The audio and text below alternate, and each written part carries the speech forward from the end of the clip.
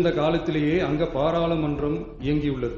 அக்காலத்தில் அனைத்து அதிகாரங்களையும் பெற்ற மன்னரும் இருந்தார், பாராளுமன்றமும் இயங்கியது. அங்கே மன்னர் ஒரு பணியை செய்ய வேண்டும் என்று விரும்புவார்.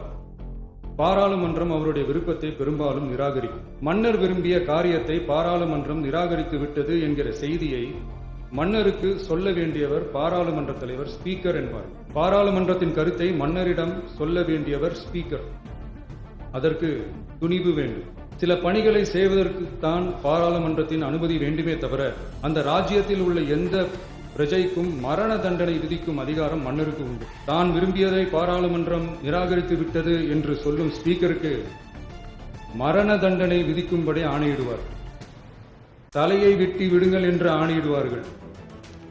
இது பலமுறை நடந்ததால் யாருமே இந்த ஸ்பீக்கர் பதவிக்கு வர விரும்ப மாட்டார்கள்.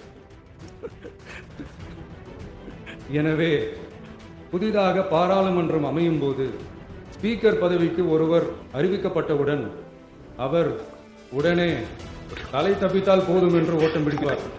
அணை முன்னவரும் எதிர்கட்சி தலைவரும் அவரை தடுத்து நிறுத்தி அவர் கைகளை பிடித்து இழுத்து வந்து ஆசனத்தில் அமர வைப்பார்கள்.